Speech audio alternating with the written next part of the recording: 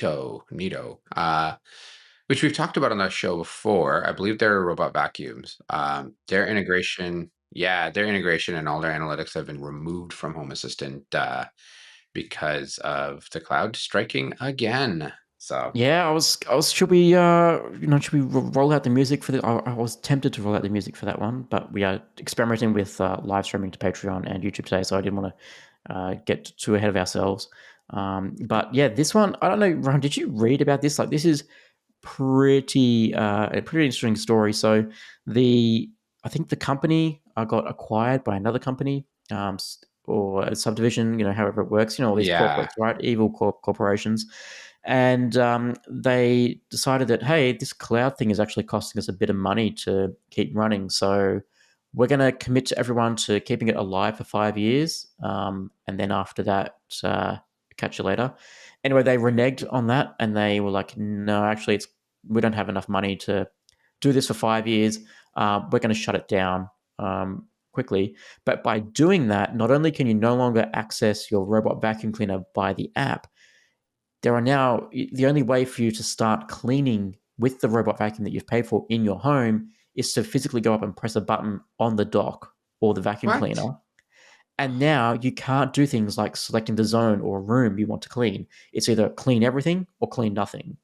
And if you floor plan No. changes or you decide to sell that robot vacuum to another house that's a completely different layout, sorry, you're out of luck because you can't Ugh. now go in and upload a new map to the robot vacuum cleaner or anything like that. So that is, if there's ever a case for not needing a cloud dependency, like this is a case in point right here.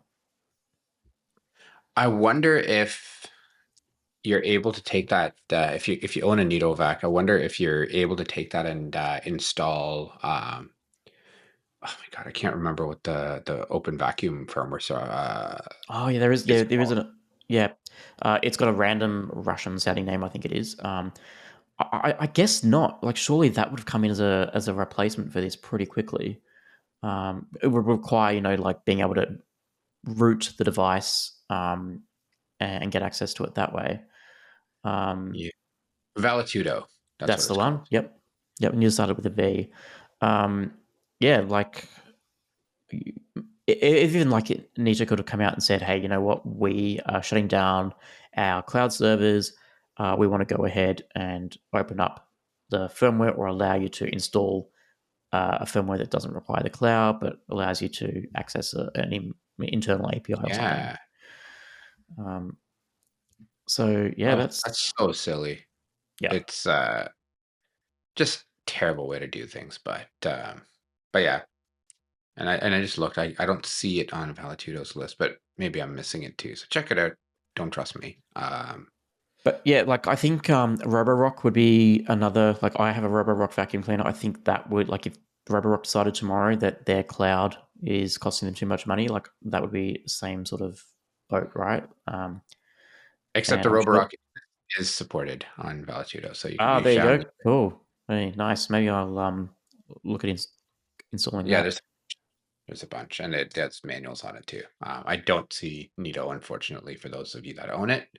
Yep. Uh, and I am truly sorry that that's happening to you. That's really crappy.